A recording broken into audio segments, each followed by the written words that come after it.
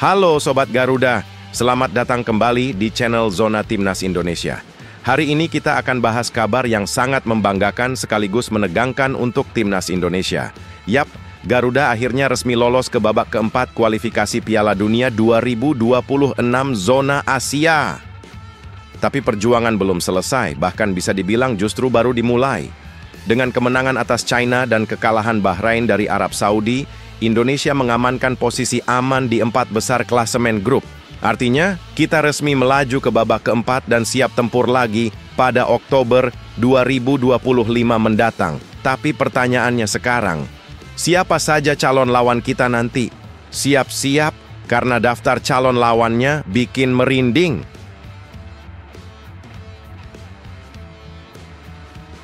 Mantap, inilah strategi cerdas dari Erick Thohir, Ketua Umum PSSI, yang tengah mempersiapkan Timnas Indonesia agar terhindar dari kecurangan, terutama saat menghadapi tim-tim Timur Tengah di putaran keempat kualifikasi Piala Dunia 2026 Zona Asia.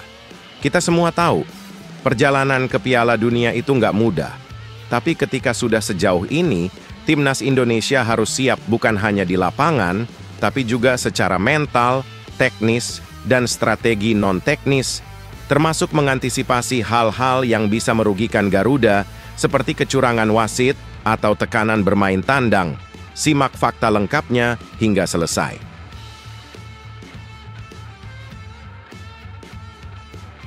Yes, Presiden Republik Indonesia Prabowo Subianto baru saja mengundang Timnas Indonesia untuk makan siang bersama di kediaman pribadinya di Jalan Kertanegara, Jakarta pada Jumat 6 Juni 2025.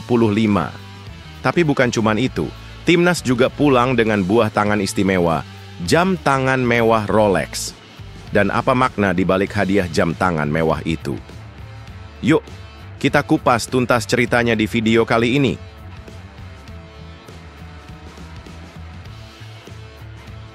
Setelah kemenangan dramatis Timnas Indonesia atas China di Stadion Utama Gelora Bung Karno, muncul komentar kontroversial dari Kapten Timnas Cina, Wang Dalei. Dia menyebut bahwa Timnas Indonesia cuma beruntung dan menang karena penalti doang. Wah, panas nih, panas. Tapi, bener nggak sih? Yuk kita bahas bareng-bareng. Kita akan bedah apa yang sebenarnya terjadi di lapangan, komentar Wang Dalei, dan apakah tudingannya masuk akal, atau cuma bentuk frustrasi karena gagal ke Piala Dunia. Simak ungkapan frustasinya. Serta beberapa berita Timnas Indonesia hari ini. Selengkapnya hanya di Zona Timnas Indonesia.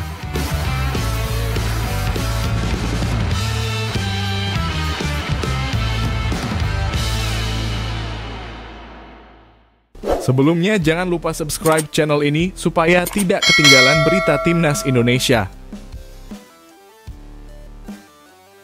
Garuda akhirnya resmi lolos ke babak keempat kualifikasi Piala Dunia 2026 Zona Asia. Tapi perjuangan belum selesai, bahkan bisa dibilang justru baru dimulai. Dengan kemenangan atas China dan kekalahan Bahrain dari Arab Saudi, Indonesia mengamankan posisi aman di 4 besar klasemen grup. Artinya, kita resmi melaju ke babak keempat dan siap tempur lagi pada Oktober 2025 mendatang. Tapi pertanyaannya sekarang, siapa saja calon lawan kita nanti? Siap-siap, karena daftar calon lawannya bikin merinding. Di babak keempat ini, format pertandingan sedikit berbeda dari sebelumnya.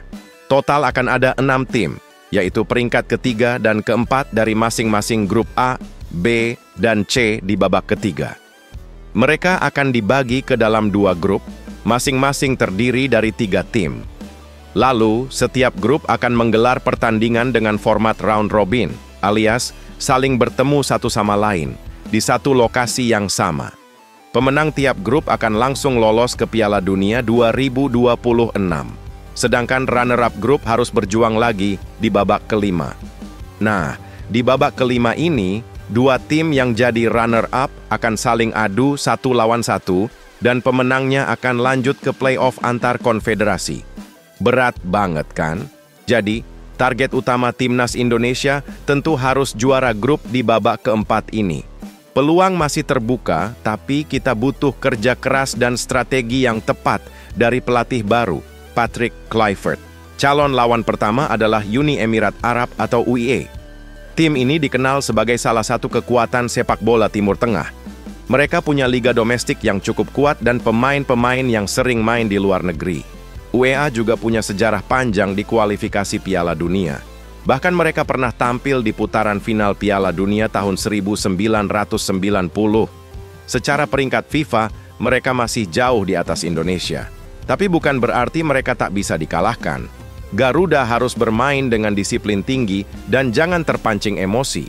Jika bisa mencuri poin dari UEA, itu sudah langkah besar. Lawan kedua yang kemungkinan besar akan kita hadapi adalah Qatar. Ini bukan lawan sembarangan. Qatar adalah tuan rumah Piala Dunia 2022. Dan meskipun mereka gagal bersinar di turnamen itu, mereka punya infrastruktur dan pemain yang sangat matang. Fakta menarik. Qatar punya akademi sepak bola kelas dunia, Aspire Academy, yang melahirkan banyak talenta berbakat. Mereka juga sering mengirim pemain muda mereka ke Eropa untuk mendapat pengalaman. Pertanyaannya, apakah timnas Indonesia siap menghadapi lawan dengan persiapan sebaik itu? Nah ini, yang bikin kita was-was, Irak. Tim ini adalah juara Piala Asia 2007. Dan dalam beberapa tahun terakhir mereka kembali menunjukkan performa yang solid di tingkat Asia. Irak terkenal dengan gaya permainan keras dan penuh semangat. Mereka punya kombinasi pemain muda dan senior yang cukup lengkap. Laga melawan Irak dijamin akan menjadi salah satu laga tersulit timnas Indonesia di babak keempat nanti. Tapi jangan lupa, di sepak bola segala hal bisa terjadi. Garuda pernah membuktikan kejutan-kejutan di masa lalu dan bisa saja mengulanginya lagi. Slot keempat masih terbuka antara dua tim, Oman atau Palestina. Oman punya sejarah panjang di kualifikasi dan terkenal sebagai tim yang disiplin dan tak mudah dikalahkan. Sementara Palestina, meskipun belum terlalu besar namanya di Asia, justru bisa jadi tim kejutan. Mereka sering bermain tanpa beban dan bisa membuat repot lawan-lawan besar. Jika kita berhadapan dengan salah satu dari mereka, ini bisa menjadi kesempatan emas untuk meraih poin penuh, tentu jika kita bisa tampil solid dan konsisten. Sekarang mari kita bahas realistisnya. Apa peluang Indonesia lolos langsung dari babak keempat ini? Faktanya, ini akan jadi tantangan terberat timnas Indonesia dalam beberapa tahun terakhir. Tapi, dengan pelatih sekelas Patrick Kluivert, pemain-pemain muda yang terus berkembang, dan dukungan penuh dari fans, peluang itu tetap ada. Kuncinya adalah mental, persiapan matang, dan keberanian bermain terbuka. Kalau kita cuma bertahan dan berharap imbang, kita bisa habis.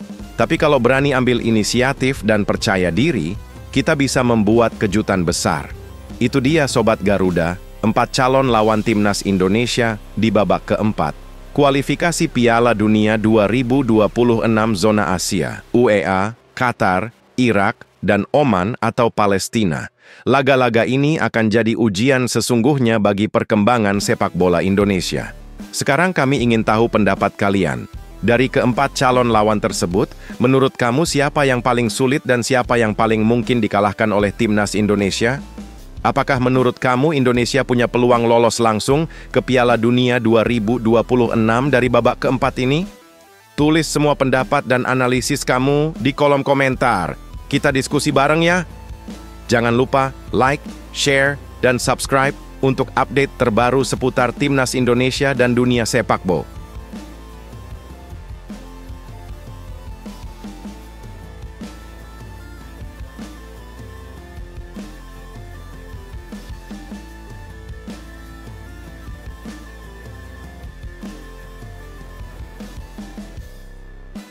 Mantap, inilah strategi cerdas dari Erick Thohir, Ketua Umum PSSI, yang tengah mempersiapkan timnas Indonesia agar terhindar dari kecurangan, terutama saat menghadapi tim-tim Timur Tengah di putaran keempat kualifikasi Piala Dunia 2026 Zona Asia.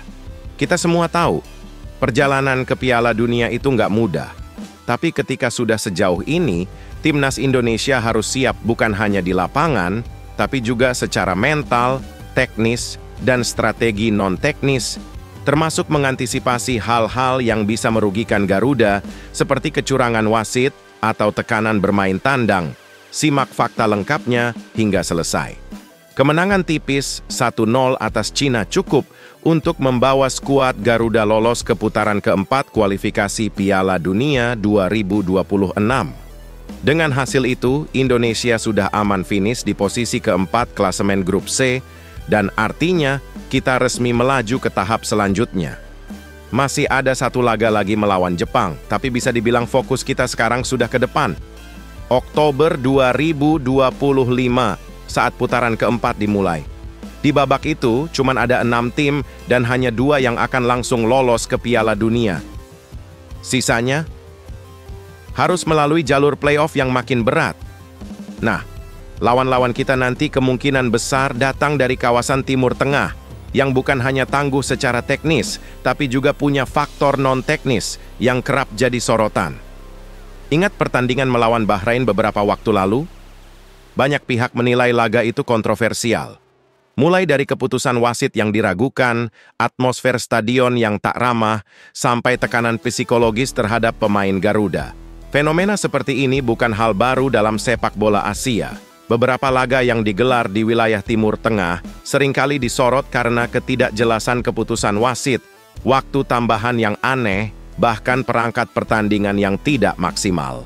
Dan jangan lupa, putaran keempat nanti akan digelar di Arab Saudi atau Qatar. Artinya, kita akan main tandang, jauh dari dukungan supporter langsung, dalam suasana yang asing dan tekanan yang tinggi. Nah, disinilah peran Erick Thohir sebagai Ketua Umum PSSI jadi sangat penting. Erick nggak tinggal diam. Beliau langsung menyusun strategi matang agar timnas bisa menghadapi semua kemungkinan, termasuk tekanan luar lapangan. Salah satu langkah konkretnya adalah mengadakan uji coba melawan Kuwait dan Lebanon pada bulan September. Kenapa tim Timur Tengah? Karena itulah tipe lawan yang akan dihadapi nanti.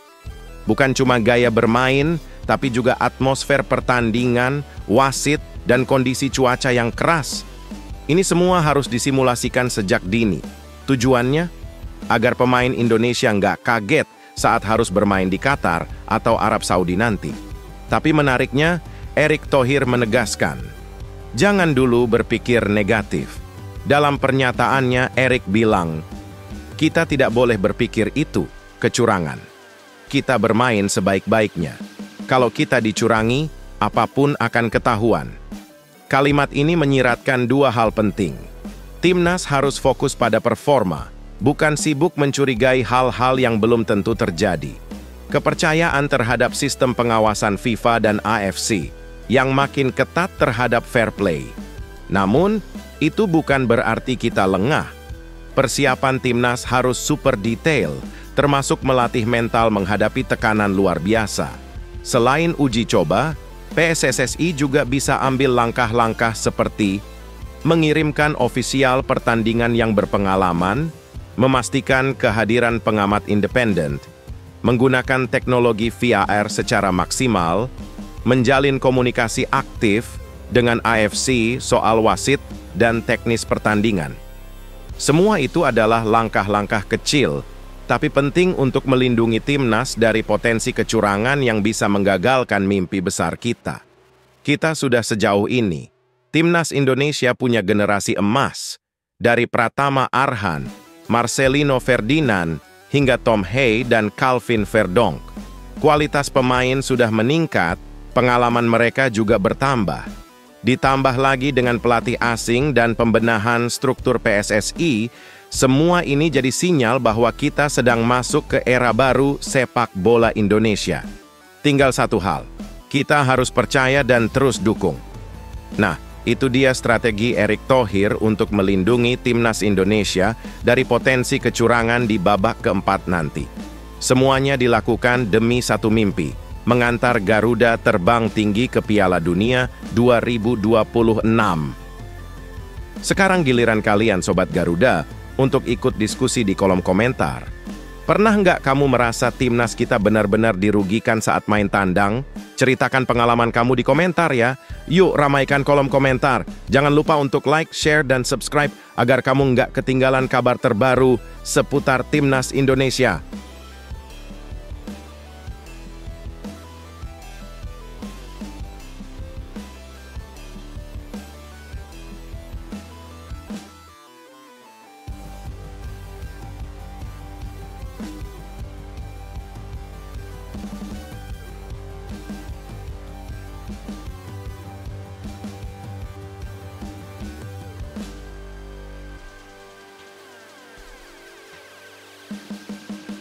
Yes, Presiden Republik Indonesia Prabowo Subianto baru saja mengundang Timnas Indonesia untuk makan siang bersama di kediaman pribadinya di Jalan Kertanegara, Jakarta pada Jumat 6 Juni 2025.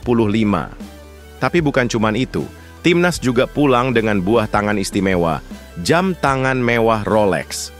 Dan apa makna di balik hadiah jam tangan mewah itu? Yuk, kita kupas tuntas ceritanya di video kali ini. Sebelum kita bahas makan siangnya, kita flashback dulu sebentar ke pertandingan yang membuat momen ini terjadi. Indonesia versus China di Stadion Gelora Bung Karno. Dalam laga hidup mati itu, Timnas Indonesia tampil luar biasa. Meski kehilangan 5 pemain inti, semangat juang anak asuh Patrick Kluivert tetap tak tergoyahkan.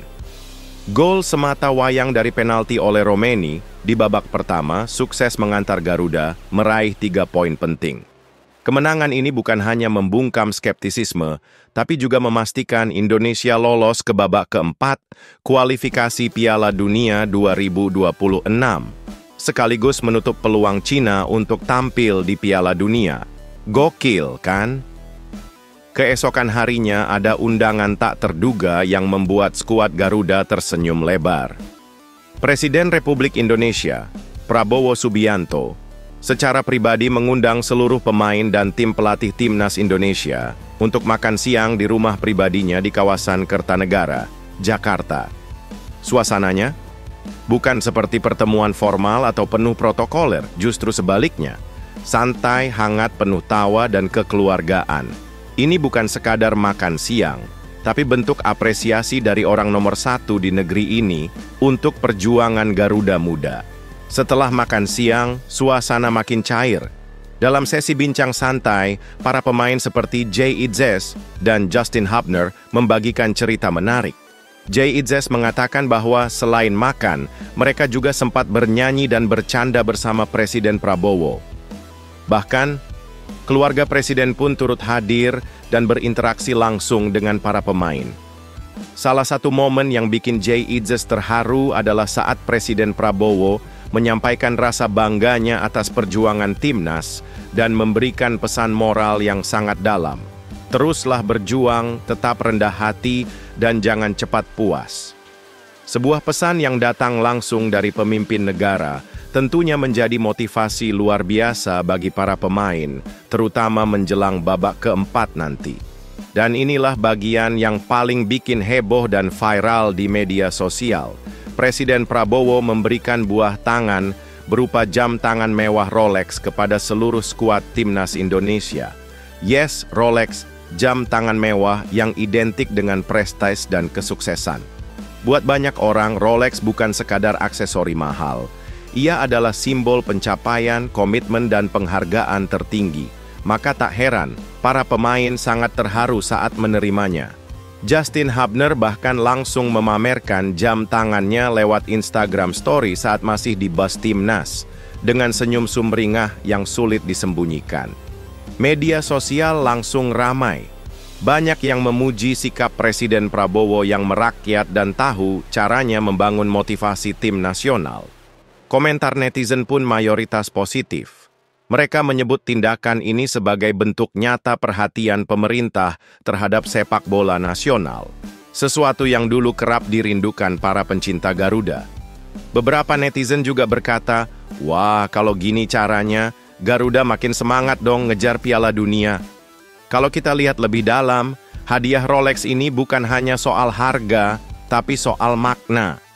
Ini adalah cara Presiden Prabowo berkata, "Saya melihat kerja keras kalian dan saya hargai itu." Sebuah pesan kuat bahwa timnas tidak berjuang sendiri, tapi didukung penuh oleh negara. Dan ini bisa jadi momentum baru. Dukungan penuh dari Presiden tentu membuat para pemain semakin termotivasi untuk berjuang maksimal di putaran keempat, bahkan hingga menembus Piala Dunia 2026. Sekarang saatnya seluruh elemen bangsa bersatu mendukung. Dari PSSI, pemerintah, hingga kita para supporter.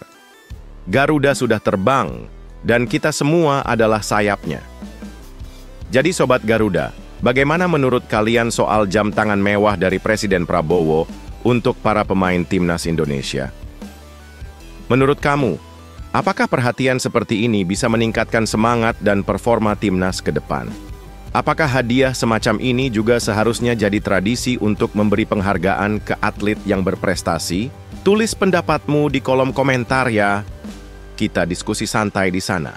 Jangan lupa like, share, dan subscribe supaya kamu nggak ketinggalan konten terbaru soal Timnas Indonesia.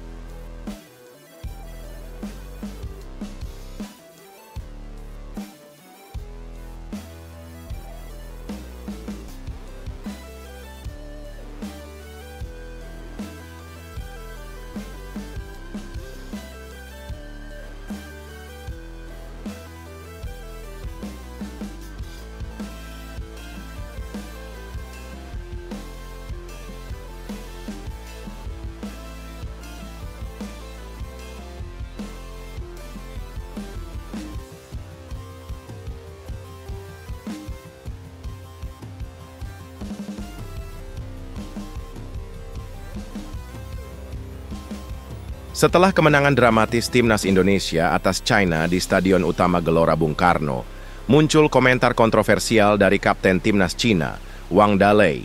Dia menyebut bahwa Timnas Indonesia cuma beruntung dan menang karena penalti doang. Wah, panas nih, panas. Tapi, bener nggak sih? Yuk kita bahas bareng-bareng. Kita akan bedah apa yang sebenarnya terjadi di lapangan, komentar Wang Dalei, dan apakah tudingannya masuk akal, atau cuma bentuk frustrasi karena gagal ke Piala Dunia. Simak ungkapan frustasinya. Pertandingan antara Timnas Indonesia versus Cina di GBK jadi salah satu laga paling krusial di grup C ronde ketiga kualifikasi Piala Dunia 2026 zona Asia. Timnas Indonesia datang ke laga ini dengan tekanan besar karena harus menang untuk tetap menjaga peluang lolos ke ronde keempat. Sementara Cina juga datang dengan ambisi besar, menang atau pulang. Dan apa yang terjadi, skuad Garuda tampil penuh determinasi. Walaupun tanpa 5 pemain inti, termasuk Asnawi dan Sandy Walsh, kita tetap menunjukkan semangat juang yang luar biasa. Gol kemenangan datang dari penalti oleh Romeni setelah Ricky Kambuaya dijatuhkan di kotak terlarang oleh Yang Zhexiang. Wasit Rustam Lutfulin awalnya tak langsung menunjuk titik putih, tapi setelah cek VAR, penalti diberikan. Romeni pun mengeksekusinya dengan tenang. Skor akhir, Indonesia 1-0 Cina. Dan dengan hasil ini, Indonesia lolos ke ronde keempat. Sementara Cina dipastikan gagal ke Piala Dunia.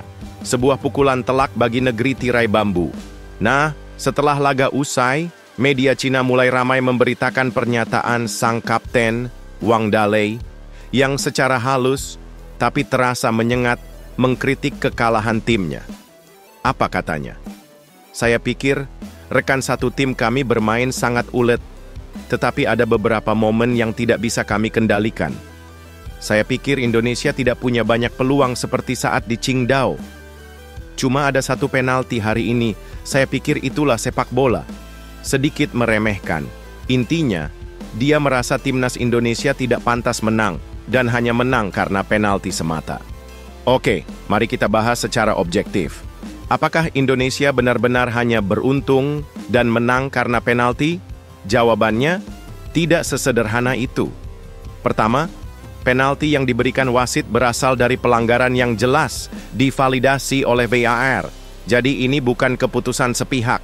Ricky Kambuaya masuk ke kotak penalti, lalu dijegal oleh pemain bertahan Cina. VAR menegaskan itu pelanggaran. Kedua, Indonesia memang tidak bermain menyerang habis-habisan seperti saat tandang ke Qingdao, tapi itu adalah strategi.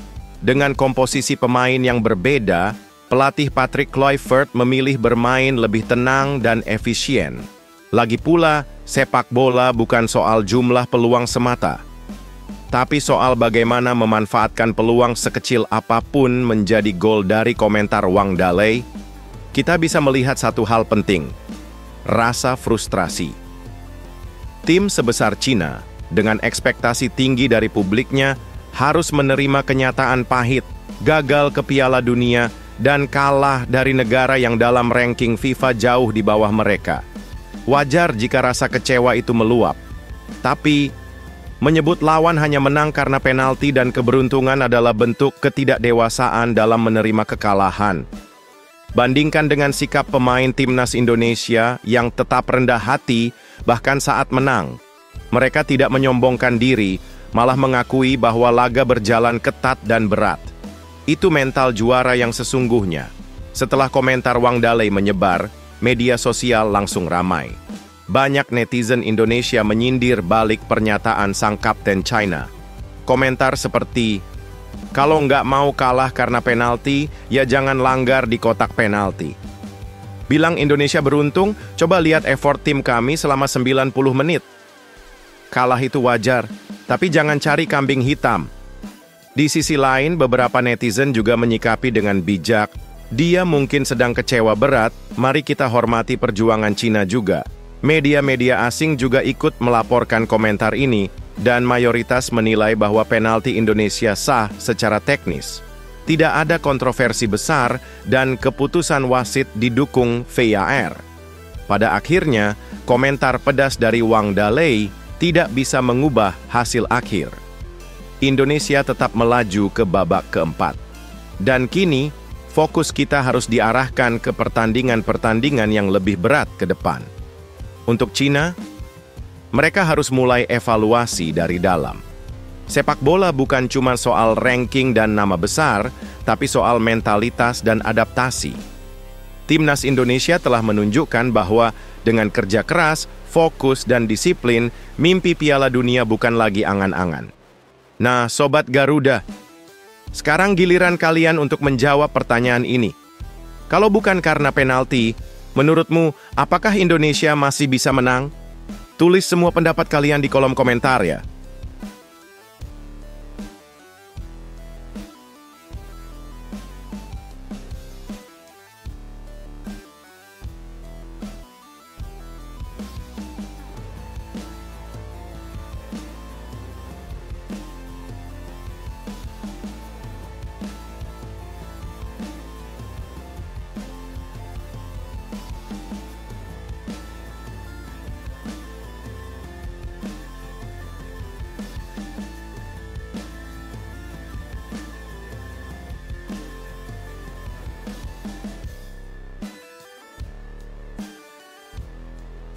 FIFA secara resmi umumkan peringkat terbaru dan Timnas Indonesia naik peringkat. Dan yang lebih mengejutkan lagi, kita berhasil kangkangi 5 negara Eropa. Wah, ini sih luar biasa. Penasaran siapa saja dan gimana dampaknya buat perjalanan Garuda ke Piala Dunia? Yuk simak sampai habis. Jadi, baru-baru ini FIFA mengeluarkan update terbaru ranking dunia untuk semua negara anggota. Dan kabar baiknya, Indonesia naik 1 strip dari posisi 123 ke 122 dunia. Walaupun cuma naik 1 tingkat, ini bukan angka biasa-biasa aja loh. Kenaikan ini punya dampak besar secara psikologis dan juga jadi sinyal kuat bahwa timnas kita sedang berada di jalur yang benar. Kenaikan ini terjadi setelah kekalahan Niger dari Oman dengan skor 1-4. Kekalahan itu membuat poin FIFA Niger turun dan otomatis posisi mereka tergeser oleh Indonesia. Sekarang timnas kita punya 1.142,92 poin. Sementara Niger harus rela turun ke 123 dunia dengan 1.141,57 poin. Ini yang bikin bangga banget. Indonesia kini berada di atas 5 negara Eropa dalam ranking FIFA. Coba bayangin ya, negara-negara dari benua biru yang selama ini identik dengan sepak bola maju, ternyata bisa dikalahkan rankingnya oleh timnas kita. Siapa saja mereka? Siprus, peringkat 129 dengan 1128,20 poin. Latvia, peringkat 138 dengan 1092,49 poin. Faroe Islands, peringkat 141 dengan 1380 poin. 1,085,12 poin. Lituania di peringkat 143 dengan 1,072,56 poin. Dan Moldova di peringkat 154 dengan 1,03137 poin. Kita harus catat, negara-negara ini bukan kaleng-kaleng. Siprus dan Latvia bahkan sempat bersaing ketat di babak kualifikasi Euro sebelumnya. Tapi sekarang, Indonesia justru ada di atas mereka. Ini bukti nyata kalau perkembangan sepak bola Indonesia makin menjanjikan. Kenaikan ranking FIFA ini jelas jadi suntikan semangat besar buat para pemain jelang pertandingan lawan Cina Kamis 5 Juni 2025 di Stadion Utama Gelora Bung Karno. Ini bukan pertandingan biasa. Ini laga yang sangat krusial. Indonesia saat ini ada di peringkat keempat klasemen Grup C dengan 9 poin, cuman tertinggal 4 poin dari Australia di posisi 2. Dan seperti kita tahu, posisi 2 besar berhak lolos langsung ke Piala Dunia 2026. Kalau Indonesia bisa menang atas Cina dan curi poin di kandang Jepang, peluang untuk lolos otomatis ke Piala Dunia masih terbuka lebar. Pelatih Patrick Kluivert tentu akan memaksimalkan seluruh potensi terbaik dari skuad Garuda. Apalagi dengan performa solid dari Jay Idzes dan kawan-kawan, optimisme publik semakin meningkat. Naiknya ranking FIFA bukan cuma soal angka. Ini juga menandakan bahwa sistem pembinaan, strategi pelatih, dan konsistensi performa pemain mulai menunjukkan hasil. Tapi, pertanyaannya, apakah Indonesia siap bersaing di level dunia? Ranking tinggi bisa jadi motivasi, tapi pertandingan nyata akan tetap jadi ujian utama. Kita butuh pembuktian lebih dari sekadar statistik. Apakah mental juara sudah tertanam? Apakah kedalaman skuad cukup untuk hadapi tim-tim besar seperti Jepang atau bahkan lawan di Piala Dunia nanti? Melawan Cina jelas bukan hal mudah, tapi dengan performa terakhir dan dukungan penuh di GBK, peluang menang terbuka lebar. Pertanyaannya, siapa yang bakal jadi penentu kemenangan nanti? Apakah Rafael Struijk yang sedang on fire, atau Marcelino Ferdinand yang dikenal kreatif dan eksplosif? Cina punya rekor bagus di pertemuan sebelumnya, tapi kali ini mereka harus hadapi timnas Indonesia yang sedang naik daun dan penuh kepercayaan diri. Jadi Sobat Garuda, ranking FIFA naik, 5 negara Eropa dikangkangi, dan peluang lolos ke Piala Dunia makin terbuka. Pertandingan lawan Cina bakal jadi titik balik. Sekarang giliran kalian yang bersuara di kolom komentar. Menurut kalian, apakah kenaikan ranking FIFA ini bisa jadi motivasi kuat untuk mengalahkan Cina dan Jepang? Pemain mana yang menurut kalian akan jadi kunci kemenangan Garuda di sisa laga kualifikasi ini? Apa strategi terbaik yang harus diterapkan Patrick Kluivert untuk meloloskan Indonesia ke Piala Dunia 2026? Jangan lupa like, share, dan subscribe kalau kalian bangga jadi pendukung timnas Indonesia. Kita tunjukkan ke dunia Garuda bukan cuma terbang tapi siap mendunia.